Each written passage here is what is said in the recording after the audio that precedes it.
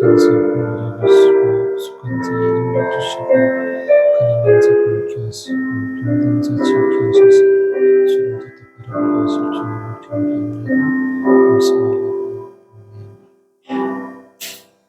우리 이 시간 찬송가 183장을 사용해서 준비한 예물을 하나님께 올려드리도록 하겠습니다.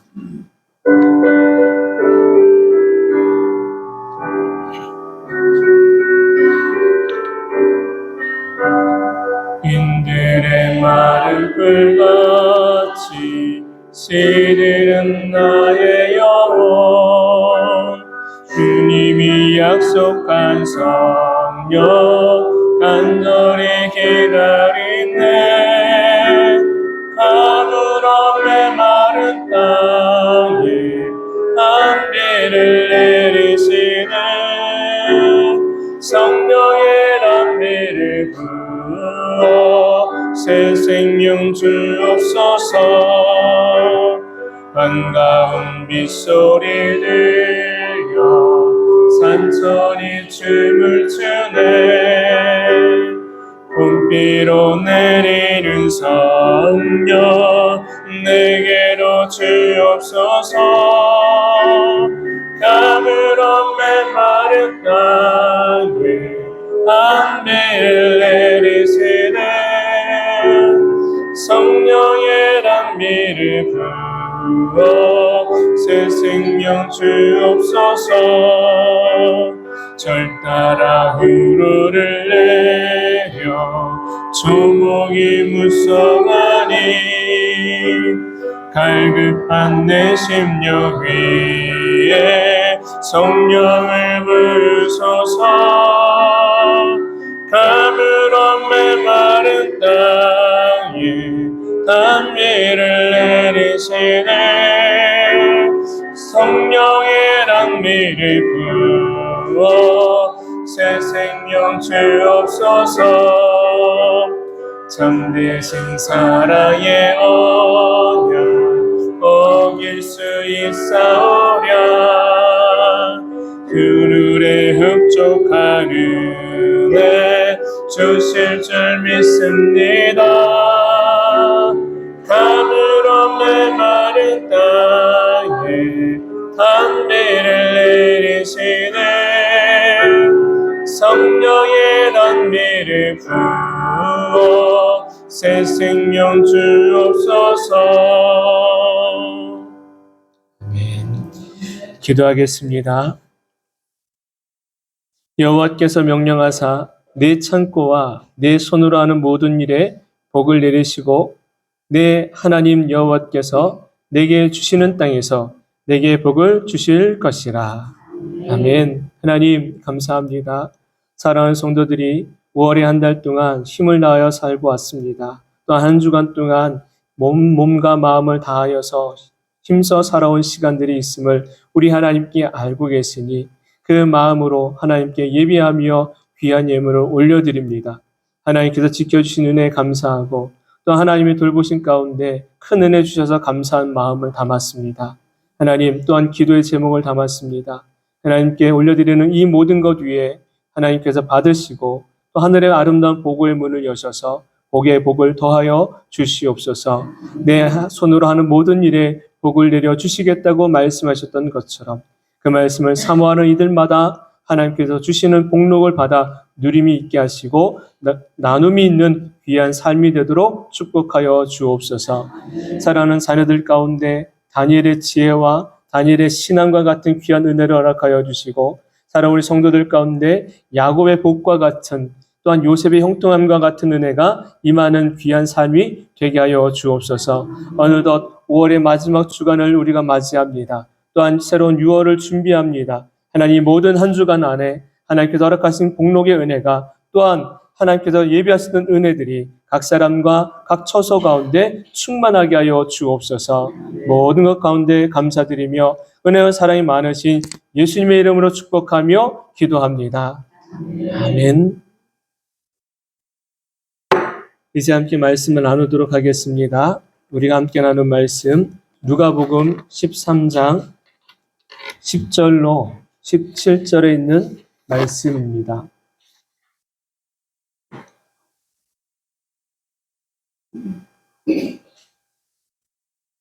누가복음 13장 10절로 17절 찾으셨으면 함께 말씀을 한 목소리로 봉독합니다. 예수께서 안식일에 한 회당에서 가르치실 때에 18해 동안이나 귀신 들려 앓으며 꼬부라져 조금도 펴지 못하는 한 여자가 있더라. 예수께서 보시고 불러 이르시되 여자여 내가 내 병에서 놓였다 하시고 안수하시니 여자가 곧 펴고 하나님께 영광을 돌리는지라. 회당장이 예수께서 안식일에 병 고치시는 것을 분내어 무리에게 이르되 일할 날이 엿새가 있으니 그 동안에 와서 고침을 받을 것이요 안식일에는 하지 말 것이니라 하거늘 주께서 대답하여 이르시되 외식하는 자들아 너희가 각각 안식일에 자기의 소나 나귀를 외양간에서 풀어내어 이끌고 가서 물을 먹이지 아니하느냐? 그러면 18해 동안 사탄에게 매임받은 이 아브라함의 딸을 안식일에 이 매임에서 푸는 것이 합당하지 아니하냐? 예수께서 이 말씀을 하심에 모든 반대하는 자들은 부끄러워하고 온 무리는 그가 하시는 모든 영광스러운 일을 기뻐하니라. 아멘. 할렐루야.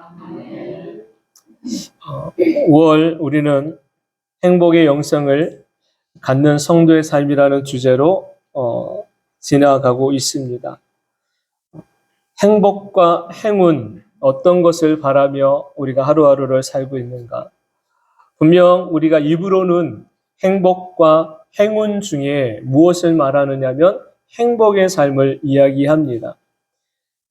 우리의 입으로는 행복을 말하지만 우리의 생각과 삶에 바라는 것은 행복보다는 행운이 있기를 바라고 살고 있다는 것을 부인할 수가 없습니다. 믿음은 바라는 것들의 실상이요 보이지 않는 것들의 증거라고 하신 말씀이 선명함에도 믿음보다는 요행을 바라는 많은 사람들이 오늘날 우리 주변에 나일 수 있습니다. 요행이 우리를 결코 행복하게 하지는 못합니다. 우리 행복은 오직 주 예수님 안에서 이루어진다는 것을 항상 잊지 마시기 바랍니다. 성경에 나타나는 놀라운 축복의 현장은 세상의 조건이 이루어진 완벽하게 준비되어졌을 때에 이루어지는 것이 아닙니다. 모든 사람에게는 저마다 문제가 있습니다.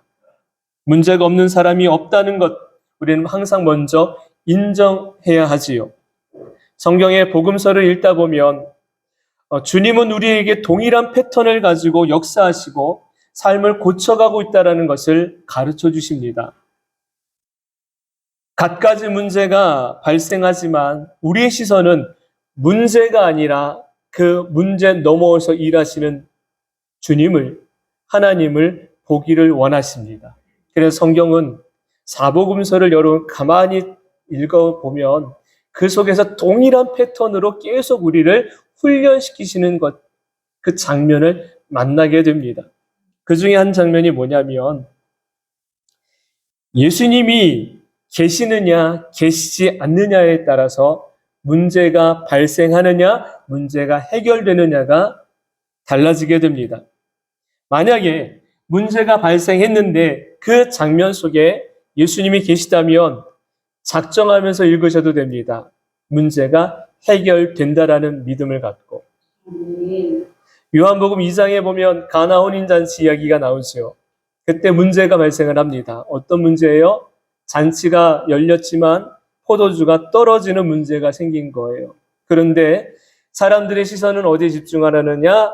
문제에 집중을 하지만 어머니 마리아는 어디에 집중을 해요? 문제가 아니라 예수님께 집중을 하는 거예요. 그때 그곳에 누가 계십니까? 예수님이 계신 거예요. 그 잔치에 일어났던 문제가 어떻게 돼요? 예수님이 계시니까 문제가 해결돼요. 근데 어떻게 해결됩니까? 가장 좋게 해결되더라는 사실이에요. 또 한 가지, 마가복음 9장에 가면 9장 1절 이하에 예수님이 제자들과 함께 있다가 3명의 제자들을 데리고 변화산상으로 올라가게 됩니다. 그 변화산에서 어떤 일이 일어났느냐면 천상의 회의가 열려지는 것 같아요. 예수님과 모세와 엘리야가 함께 한 자리에 있는 거예요. 그래서 베드로가 어떤 이야기를 하느냐? 주여, 내가 초막 셋을 짓겠습니다. 주를 위하여, 모세를 위하여, 엘리야를 위하여 내가 집을 짓겠습니다. 라며 너무 기쁜 놀라운 일이 일어나게 돼요. 놀라운 광경이 펼쳐진 거예요. 그런데 예수님이 세 제자를 이끌고 변화산으로 올라가고 난 다음에 남겨진 제자들, 9명의 제자들이 남겨져 있을 때에 문제가 발생을 합니다. 분명히 예수님과 함께 할 때는 문제가 없었는데 예수님이 그곳에서 빠져나가니까 문제가 찾아와요. 귀신 들린 아이의 아버지가 찾아와가지고 제자들에게 부탁을 합니다. 이 아이를 고쳐달라고. 근데 제자들이 아무리 기도해보고 아무리 예수의 이름으로 물리쳐봐도 나음이 일어나지 않는 거예요. 문제가 해결되지 않아요. 그러다가 예수님이 오시니까 어떤 일이 일어나요? 문제가 해결되어집니다. 여러분, 이 패턴을 기억하십시오. 우리 인생에도 마찬가지입니다. 우리 인생의 문제가 어느 때 발생을 하는지, 내 마음과 내 생각이 주님과 동행하는데 문제가 발생하는지, 아니면 내 생각과 마음이 주님이 아닌 세상의 어느 것을 향해 있을 때에 문제가 발생을 하는지입니다. 주님과 내 마음이 하나가 되고 주님의 뜻에 내 마음과 삶이 하나가 되면 그 속에서 일어났던 문제는 분명히 해결되어질 줄로 믿습니다. 그러나 그 마음이 분리가 되는 순간 문제는 엄습하게 되고 문제는 거침없이 우리 인생을 파고 들어와 우리를 무겁게 만들어 가실 것입니다. 그렇기 때문에 그 문제를 해결받으려면 우리 인생의 한 걸음, 믿음의 한 걸음을 주님께로 가까이 가야 될 줄로 믿습니다. 내 삶의 복은요, 상황과 형편이 가져다 주는 것이 아니에요. 내 삶의 복은 예수 그리스도가 내 복인 줄로 믿습니다. 그래서 우리는 어디로 가야 되느냐? 주 안으로 가야 되는 것입니다. 주께로 가까이 가야 되는 줄로 믿습니다. 오늘 여러분이 행복하기 위하여 오신 거예요. 문제를 해결받기 위해 오신 겁니다. 무엇인가가 변화가 일어나기 위하여 오신 거예요. 그 마음 가지고 오셨을 때에 주님은 저와 여러분의 마음을 터치하시고 삶을 터치하셔서 그 묶였던 문제를 풀어가실 줄로 믿습니다. 본문의 내용은 이러해요. 본문 누가복음 13장 내용은 예수님이 안식일에 회당에서 말씀을 증거하실 때에 18해 동안에 귀신에게 꼭 붙잡혀가지고 허리가 꼬부라진 상태로 그렇게 앓고 있던 한 여인을 만나게 됩니다. 예수님의 복음을 진리의 말씀을 증거할 때에 그 말씀을 듣기 위해서 왔던 여인. 그런데 어느 순간 예수님이 그 여인을 바라보시고 불러내시지요. 그리고 그 여인의 굽어졌던 허리를 펴주십니다. 놀라운 회복의 역사가 일어나는 거예요. 이 여인에게서는 전혀 생각하지도 기대하지도 않았던 일이 일어나게 되지요. 여인뿐 아니라 그와 함께 기쁨을 나누는 이들이 있어서 즐거워하고 있는데 유독 한 사람, 회당장은 마음이 불편한 마음을 가지고 예수님이 하시는 일들을 바라보고 또한 그 바라볼 뿐 아니라 분을 내는 일이 발생을 하게 됩니다. 불편한 마음을 갖고 예수님을 향해서 하는 말, 그 한마디 한마디가 그대로 불편한 기색을 나타내는 거예요. 감정을. 무리를 향해서도 분을 내지요. 그때 예수님이 뭐라고 얘기하시느냐? 외식하는 자들아 너희가 각각 안식일에 자기의 소나 나귀를 외양간에서 풀어내어 이끌고 가서 물을 먹이지 않느냐라며 그들이 안식일에 대하여서 하는 말을 바꿔버리십니다. 무슨 이야기입니까? 이 회당장이 예수님을 왜 질책하며 분을 내는 어투를 가지고 이야기했느냐면 왜 안식일에 병든 자를 고치느냐라는 거예요. 왜 안식일에 일하느냐라는 거예요. 왜 너희는 평일을 놔두고 여기에 와가지고 하나님 말씀을 들어야 되는 이 현장에서 일하고 있느냐라는 겁니다.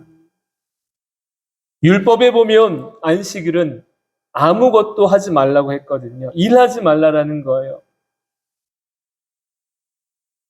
예수님이 이렇게 말하는 회당장을 향해서 하는 말. 예수님께서 이 회당장을 향해서 하는 말은 바로 외식에 대해서입니다. 왜 너희가 외식하고 있느냐라는 것.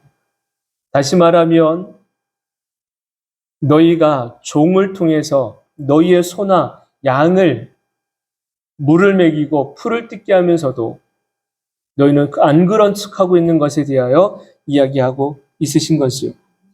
그러면서 예수님은 한 여인의 고통받는 인생에서 구원한 이 사건이 책망받을 일인가? 아니면 오히려 하나님께 영광을 올려드릴 일인가를 분명하게 알려주길 원하셨던 겁니다. 본문의 말씀을 통해 주시는 메시지는 우리 신앙생활이 남들 보기에 괜찮은 신앙생활 되지 말고 하나님 보시기에 기쁨을 드릴 줄 아는 신앙이 되기를 원하시는 주님의 메시지, 마음인 것을 보게 하십니다. 본문을 중심으로 우리는 두 가지의 내용을 함께 나눌 것입니다. 첫 번째는요, 구부러진 몸보다 구부러진 마음이 문제입니다. 따라서 해보죠. 구부러진 몸보다 구부러진 마음이 문제입니다. 무엇이 문제인지를 분명하게 알아야 되는 거예요. 본문 말씀 14절 말씀을 함께 읽겠습니다. 14절입니다.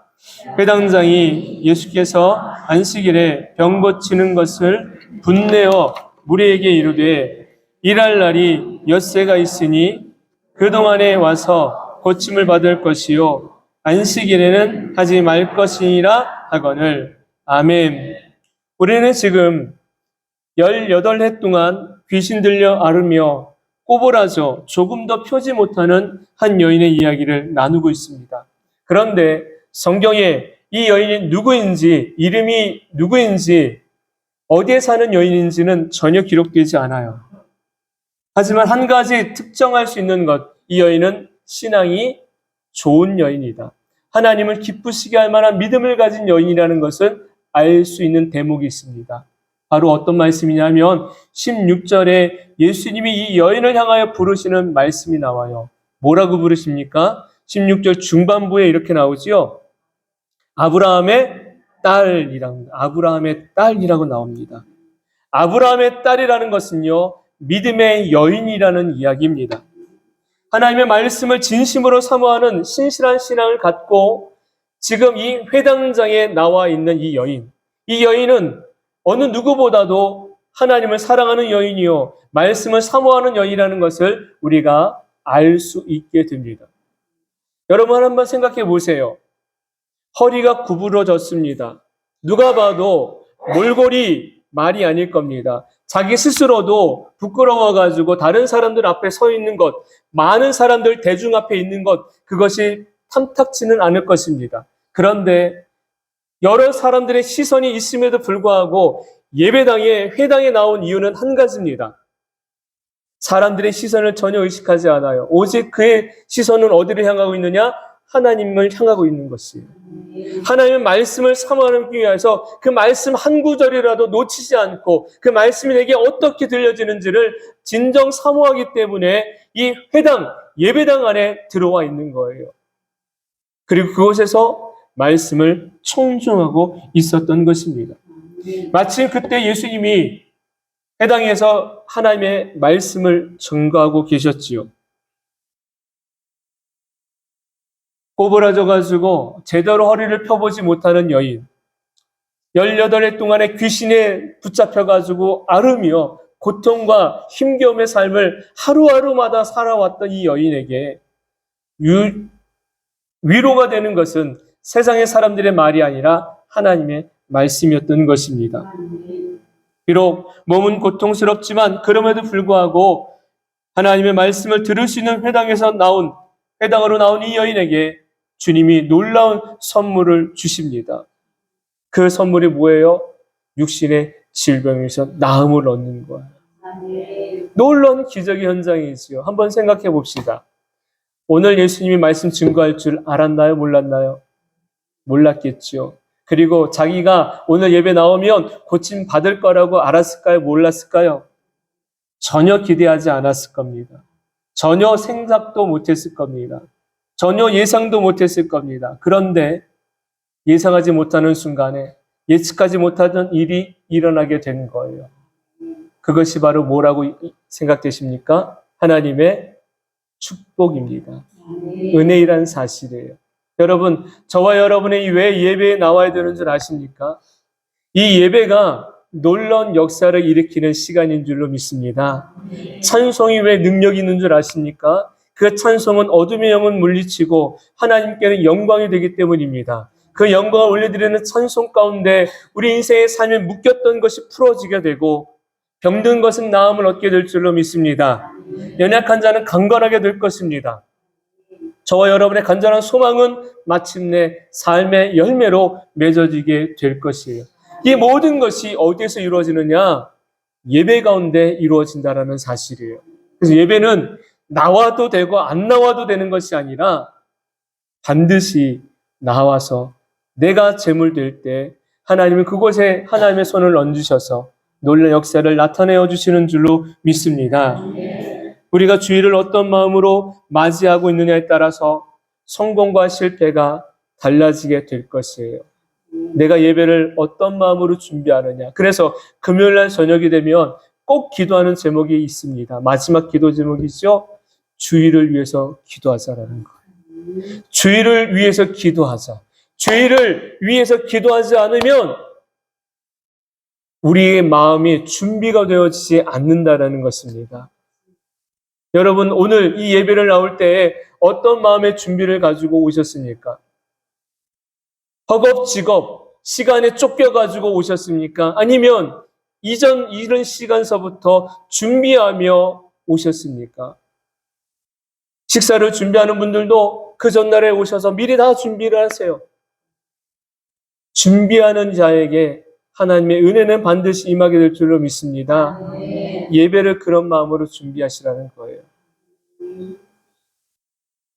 구부러진 몸을 가지고도 불편함이 있음에도 하나님의 집을 사모했고 말씀을 사모해서 나온 이 여인에게 하나님은 놀라운 축복의 은혜를 주셨어요. 세상에서 고칠 수 없는 질병을 고쳐주신 거예요. 세상에서 풀어갈 수 없는 그 문제를 하나님이 풀어주셨다는 사실입니다. 많은 사람들이 건강한 몸을 가지고도 하나님의 집을 멀리하는 경우가 참 많습니다. 하루 종일 빈들빈들거리며 노는 사람들, 오락을 즐기는 사람들, 혹은 일을 핑계로 주일을 거스르는 사람들이 얼마나 많은지 몰라요. 주 5일째가 되면서 토요일 날은 쉬는 날 됐지요. 처음 쉬는 날로 공포가 됐을 때, 정해졌을 때에 많은 목회자가 염려했습니다.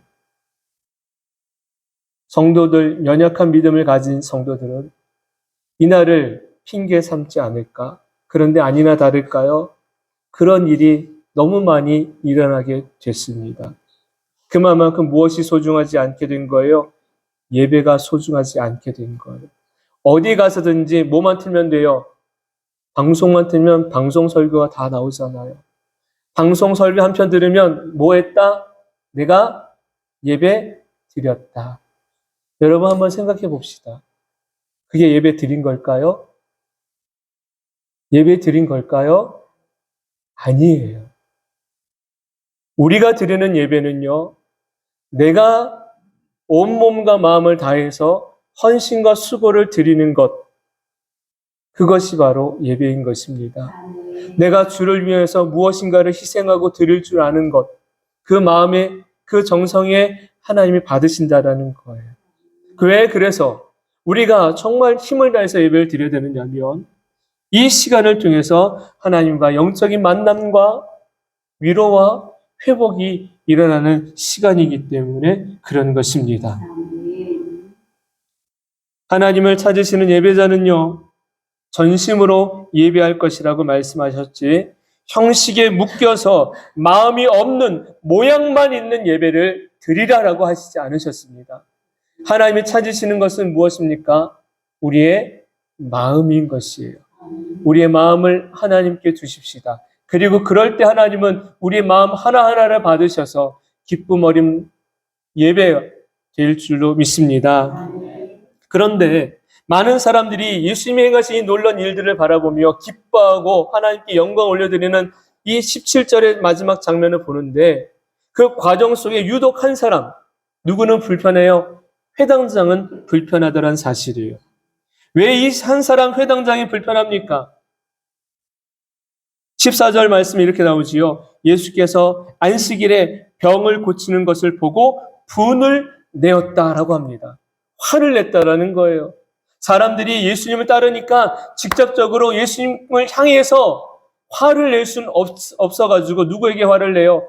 그 여인과 그 함께하는 사람들을 향해서 화를 내는 거예요. 일할 날이 엿새가 있으니 그동안에 와가지고 고침을 받을 것이지 왜 이 안식일에 와가지고 이런 일을 행하느냐라며 화를 내고 있는 거예요. 이 사람은, 이 여인은요, 18해 동안 꼬부라져가지고 병에 묶여가지고 그렇게 힘들어했던 여인입니다. 그런데 그 병에서 고침을 받은 거예요. 나음을 얻은 거예요. 어떻게 해야 돼요? 이런 놀라운 광경을 보면 모두 다 내일처럼 기뻐해야 되잖아요. 감격하고 감사해야 되잖아요. 그런데 불편한 거예요. 안식일에 뭐 했다고? 병 고치는 일을 했다고 화를 내는 거예요. 이 사람의 직분이 무엇입니까? 회당장이에요. 회당장. 사회적으로는 높은 지위에 있고 또한 지도자로서 위치에 있지만 그 사람에게 뭐가 없어요? 백성을 향한 사랑하는 마음이 없는 거예요. 몸은 건강하지만 메말라버린 마음입니다. 회당장의 마음은 지독히도 구부러져 있는 상태에 있는 것을 보게 돼요. 또한 왜 회당장이 이렇게 불편한 마음을 가지고 있느냐면 누가 주인공이 되어야 되는데 자기가 주인공이 되어야 되는데 누가 주인공 된 거예요? 예수님이 주인공 된 거예요. 지금 예수님이 말씀을 전하셨던 곳이 어디예요? 회당이지요. 회당의 주인은 자기라고 생각하는 거예요. 그래 회당에서 말씀을 전할 직분, 권한은 누구에만 있다? 자기만 있다고 생각하는 거예요. 그런데 그 모든 것을 빼앗겼다고 생각을 하니까 화가 치밀어 오르는 거죠. 예수님께서 하신 말씀은요, 하나님의 말씀이었고 천국의 말씀이었고 또한 그 말씀이 얼마나 진리였는지 듣는 자마다 깨닫게 되고 감동이 되고 알게 되니까 누구라도 예수님의 말씀을 듣기를 원했던 것입니다. 한순간에 예수님에게서 자기에게서 있던 그 모든 것들이 예수님께로 빼앗겨 버렸다고 생각을 하니까 이 회당장의 마음이 굉장히 불편했던 것입니다. 그 마음이 바로 구부러진 마음입니다. 회당장은 예수님을 향하여서 시기와 질투의 마음을 가지고 있습니다. 누가 주목받아야 되는데, 누가 인기를 얻어야 되는데, 교회 안에서 누가, 예배당 안에서 누가 바로 자기라고만 생각했던 그 사람, 그 마음을 가지고 있는 사람은 결국은 구부러진 마음일 수밖에 없는 것입니다. 이해는 됩니다. 인정받고 싶은 마음. 저와 여러분도 그러지 않습니까? 그러나 주님이 주신 마음이 아니기 때문에 결국 그 마음을 가지고 있으면 주변의 사람들을 아프게 할 것이고 자기 스스로도 힘들게 될 것이에요. 예전 몇 년 전이지요. 한 4, 5년 된 것 같아요. 제가 안산시 기독교연합회 임원으로 있었을 때에 마치 이 회당장의 마음처럼 그런 마음을 가지고 있었어요. 남들에게는 겸손한 척하면서도 내면으로는 굉장히 교만했습니다. 다른 사람들의 시선을 의식하며 아무것도 대단하지 않은데 마치 대단한 사람처럼 목이 빳빳했고 어깨에 힘이 들어가고 말투는 쭉 가라앉는 투로 이야기했던 적이 있었어요. 별것도 아닌데 아무것도 아닌데 마치 뭔가 된 것처럼 그 자리를 떠나보니까 내가 왜 그랬는지 얼마나 부끄러운지 그때 일을 생각하면 내가 왜 그렇게 행동을 했고 왜 그런 말을 했고 왜 그렇게 다른 사람들을 그런 시선으로 바라봤는지를 참 많이 부끄러움 가지고 돌이키는 모습, 마음을 갖게 됐습니다. 여러분, 사람은요 세상의 것으로 내 마음을 채우려면 결국 그 마음은 구부러질 수밖에 없습니다. 교만할 수밖에 없습니다. 그러나 우리가 세상의 것이 아닌 하늘의 것으로 우리의 마음을 채우게 되기를 소망합니다. 그럴 때 우리의 마음, 그럴 때 우리의 삶은 하나님이 기뻐하시는 것으로 충만함을 얻게 될 줄로 믿습니다. 두 번째, 굽어진 인생을 향한 예수님의 은혜입니다. 굽어진 인생을 향한 예수님의 은혜. 우리 본문 말씀 11절과 12절을 같이 한번 읽겠습니다. 18해 동안이나 귀신 들려 앓으며 꼬부라져 조금도 펴지 못하는 한 여자가 있더라. 예수께서 보시고 불러 이르시되 여자여 내가 내 병에서 놓였다 하시고 아멘.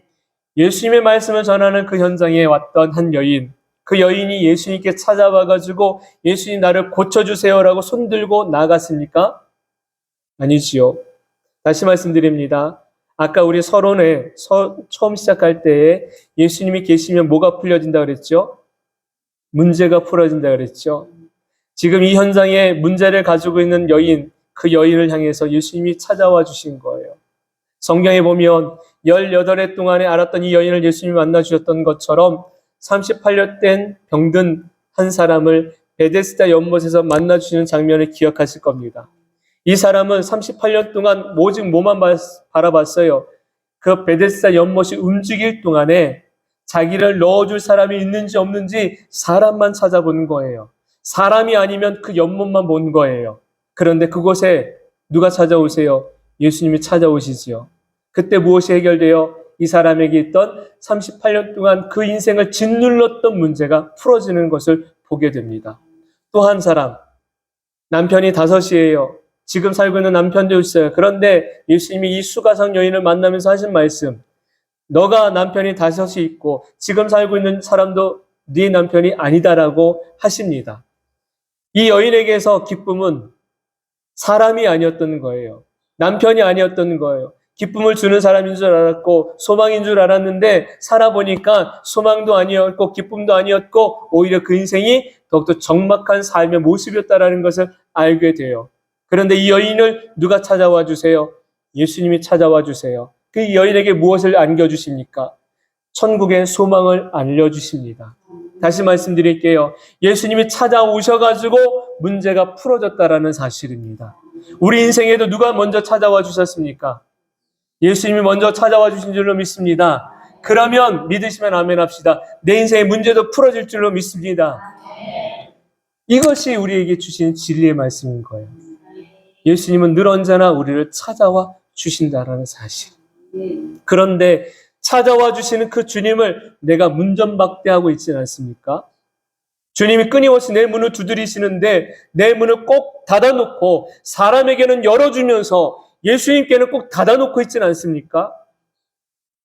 우리의 시선과 우리의 마음의 문을 예수님께는 향해야 될 줄로 믿습니다. 열어드려야 되는 것이에요. 예수님이 만나 주셨고 찾아와 주었던 사람들에게 그들에게 뭐 어떤 선물을 주세요? 새 생명의 삶을 주셨다라는 사실이에요. 오늘 본문에 나오는 이 18해 동안에 귀신에게 묶였던 여인, 구부러졌던 여인, 이 여인이 예수님의 은혜 안에서 회복이 나타나게 돼요. 더 이상 구부정거리며 땅만 보고 살까요? 이젠 땅 보지 않을 거예요. 어디를 바라볼까요? 하늘을 바라보겠지요. 우리 인생에도 마찬가지입니다. 저와 여러분의 삶에 구부러져 있는 문제 때문에 하나님 바라보지 못했다면 주님이 우리에게 만져주셔서 이제는 하늘 바라보게 하실 줄로 믿습니다. 그러려면 우리가 어떻게 되느냐? 더욱더 하나님의 말씀 안으로 들어가야 되는 것이에요. 이런 복을 어떻게 이 여인이 얻게 돼요? 어느 자리에 나와 있기 때문에? 말씀 듣는 자리에 와 있기 때문에. 하나님의 말씀이 선포되어지는 자리, 하나님의 역사가 나타나는 그 자리에 나와 있어야 되는 것이에요. 그럴 때에 인생의 문제가 하나둘씩 풀어지게 되어지는 것입니다. 말씀을 통해 여인이 예수님을 먼저 찾아와 간절하게 부탁하지 않았음에도 불구하고 이미 예수님은 그 여인이 어떤 인생을 살아왔는지를 아시는 거예요. 병든 자의 삶을 아십니다. 가난한 자의 삶을 아십니다. 침상에 누워있는 자의 삶을 아십니다. 남편이 5이 있고 지금 살고 있는 그 사람도 네 남편이 아니라고 했던 그 수가성 여인의 마음도 아십니다. 그러면 저와 여러분의 마음도 아시겠죠. 그분이 우리의 그 간절함 가운데 응답하지 않으실까요? 반드시 응답하실 줄로 믿습니다. 이 장면을 보면서 제 안에 또 다른 소망을, 또 다른 기도를 품게 되었습니다. 그것은 바로 뭐냐면 예수님께서는 우리 인생의 삶이 부끄러울지라도, 죄로 얼룩져 있을지라도 그 모든 것들을 사유하셨고 오히려 우리를 긍휼히 여기시는 그 주님이라는 사실입니다. 어느 누구라도 예수님은 긍휼히 여기시지 그 사람을 질책하거나 책망하거나 너 왜 그랬어라며 내치지는 않으신다라는 사실입니다. 그러면 저와 여러분이 어디로 가는 게 맞는 거예요? 나를 긍휼히 여기시는 그분께로 가는 게 합당하지 않겠습니까? 그 주님을 우리는 온전히 바라는 자 되어야 될 줄로 믿습니다. 내가 행복해지려고 하는 소망보다 하나님이 내게 주시려고 하는 마음이 더 크다라는 사실을 기억하셔야 될 거예요. 내가 주님을 사랑하는 마음보다 주님이 나를 사랑하는 마음이 더 크다라는 것을 알기를 바랍니다.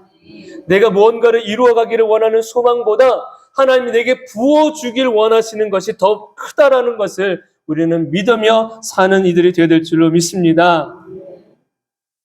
18해 동안에 구부러진 인생을 산 여인에게, 굽어진 삶을 산 여인에게 예수님이 주신 은혜, 놀라운 축복의 은혜였습니다.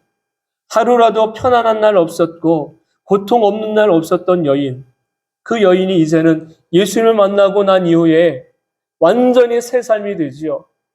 고통과 괴로움의 삶은 기쁨과 감사의 날이 되고 감격의 날이 된 것입니다. 완전히 바뀌어지는 거예요. 누구를 만났기 때문에? 예수님을 만났기 때문에. 저와 여러분도 마찬가지입니다. 예수님을 인격적으로 만나시기를 바랍니다. 인격적으로 만나야지만 우리 안에 변화가 일어나죠.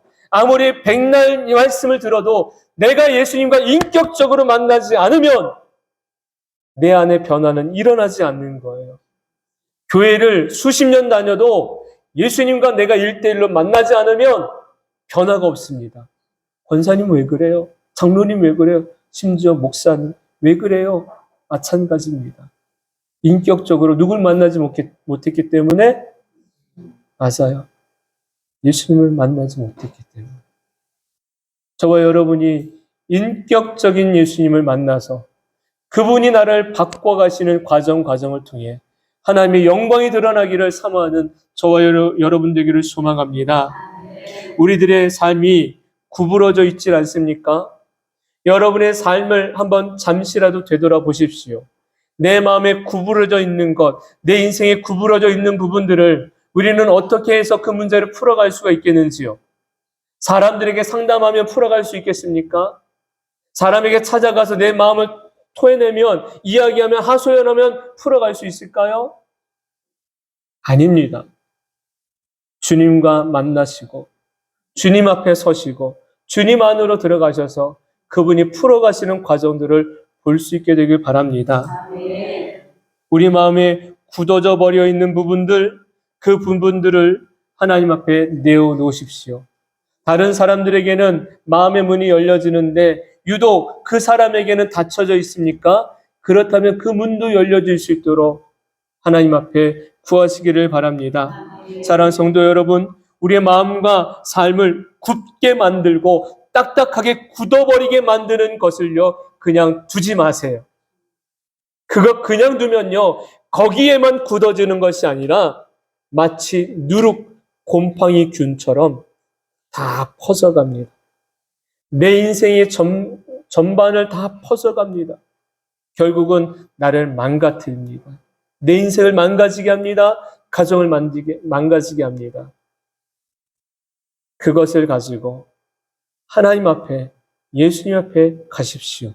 그러면 그곳에서 놀라운 회복의 역사가 일어나지게 될 줄로 믿습니다. 여러분, 저와 여러분이 혼자 힘으로 때로는 할 수가 없을 때 많아요. 그래서 우리에게는 좌우를 돌아보게 하시는 거예요. 좌우 앞뒤를 바라보시면 여러분을 위해서, 나를 위해서 기도하고 있는 분들이 계셔요. 어저께 이 형광등을 교체할 때에 우리 이명성도님이 함께 하신 말씀이 있었어요. 참 그 말이 제게 마음에 확 박혔어요. 무슨 말씀 하셨냐면 함께 하지 않으면 안 돼라고요. 맞아요. 아무리 능력이 있어도 함께 하지 않으면 안 되는 거예요. 함께 하는 분들이 여기 계신 거예요. 저와 여러분이 함께하고 여러분이 저와 함께하는 거예요. 우리가 이제 이 한 주간을 살아가는 동안에 우리는 누구와 함께하면 살아야 될까요? 교회와 성도와 중요한 건 주님과 함께인 줄로 믿습니다. 그러면 우리 인생의 삶에 놀라운 회복과 역사가 일어나지게 될 줄로 믿습니다. 여러분, 말씀을 이제 마치려고 합니다. 굽어진 인생을 주님은 외면하지 않았습니다. 늘 언제나 나보다 나를 더 사랑하시는 그분이 우리 인생에 관심을 가지고 계십니다. 그래서 간섭하시는 거예요. 관심이 있기 때문에 간섭하시는 겁니다. 사랑이 있기 때문에 주님이 만지시는 거예요. 그것을 거절하지 마십시오. 그리고 주님을 더 사랑하고 주님께 더 가까이 가고 주님의 이름을 의지하여서 말씀하셨잖아요. 구하고 찾고 두드리라고. 기도할 수 있는 저와 여러분 되길 소망합니다. 또 한 가지 기억하십시오. 우리는 혼자가 아닙니다. 혼자가 아니에요. 함께여서 더 기뻐하고 함께여서 더 할 수 있는 것이에요. 여러분, 서로가 서로를 위하여서 주님이 주신 마음 안에서 기쁨과 또한 협력으로 서운을 이루어갈 수 있는 아름다운 교회 성도들 모두가 되기를 주님의 이름으로 축원합니다. 이제 우리 함께 찬송하려고 합니다.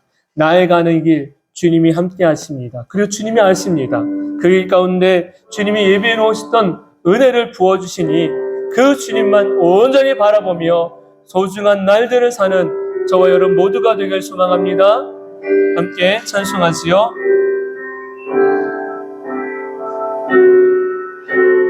나의 가는 길 주님 인도하시네.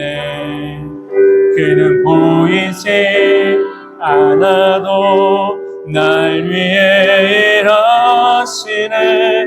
주 나의 인도자 항상 함께 하시네.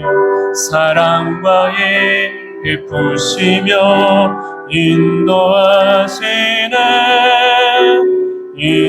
인도하시네. 나의 가는 길 나의 가는 길 주님 인도하시네. 그는 보이지 않아도 날 위해 일하시네. 주 나의 인도자 항상 함께 하시네. 사랑과 의 베푸시며 인도하시네. 인도하시네. 광야의 길을 만드시고 날 인도해. 사막에 가 만드신 것 보라. 하늘과 땅 면에도 주의 말씀 영원히 내 삶 속에 새 일을 행하리. 나의 가는 길 주님 인도하시네. 그는 보이지 않아도 날 위해 일하시네. 주 나의 인도자 항상 함께 하시네. 사랑과 의 베푸시며 인도하시네.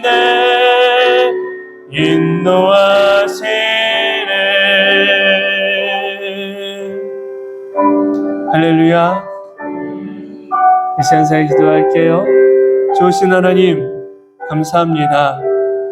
얼마나 우리 인생이 우리의 마음이 구부러져 있는지 너무 잘 알고 계시는 주님. 주님 앞에 구부러진 인생을 내어놓습니다. 다른 사람을 향해서는 평탄한 마음이지만 누군가를 향해서는 여전히 굽어질 수밖에 없는 우리 연약함의 마음을 또 하나님 앞에 내어놓습니다. 주여 온전하게 하여 주옵소서. 주여 주님이 기뻐하심이 있는 인생으로 새 삶을 사는 이가 되어지도록 도와주십시오. 그 은혜로 말미암아 더 높이 주를 경배하게 하시고 무사람들에게 이 놀라운 은혜를 주신 예수를 증거함이 있는 이들 되어지도록 도와주시기를 원합니다. 우리의 마음이 어떤 문제 때문에 굳어져 있다면 주여 그 문제를 하나둘씩 풀어갈 수 있는 은혜를, 지혜를, 환경을 열어주시기를 원합니다. 이 모든 것들을 통해서 나를 향한 하나님의 사랑과 나를 향한 하나님의 선한 계획을 볼 수 있는 이들 되기를 원합니다. 이 한 주간을 살아가는 동안 아름다운 성도들 모두가 나를 위해 기도하고 있는 지체가 있다는 사실에 함께하게 하시고 주의 기뻐하심의 일에 동참할 수 있는 마음 또한 갖게 하여 주시옵소서. 사랑하는 성도들 서로를 위해 축복하게 하시고 서로를 많이 뜨겁게 사랑하라고 말씀하셨던 것처럼 그 마음 갖고 이 한 주간을 사는 이들이 다 되도록 성령님 역사하여 주시옵소서. 이제는 우리를 죄 가운데서 구원하여 주신 예수 그리스도의 그 크신 사랑과 하나님 아버지의 다함없는 사랑하여 주심과 성령님의 감화, 감동, 교통, 내주하심의 역사가 사랑하는 모든 성도들의 삶 가운데 이제로부터 영원토록 함께 하시기를 간절히 축원하옵나이다. 아멘.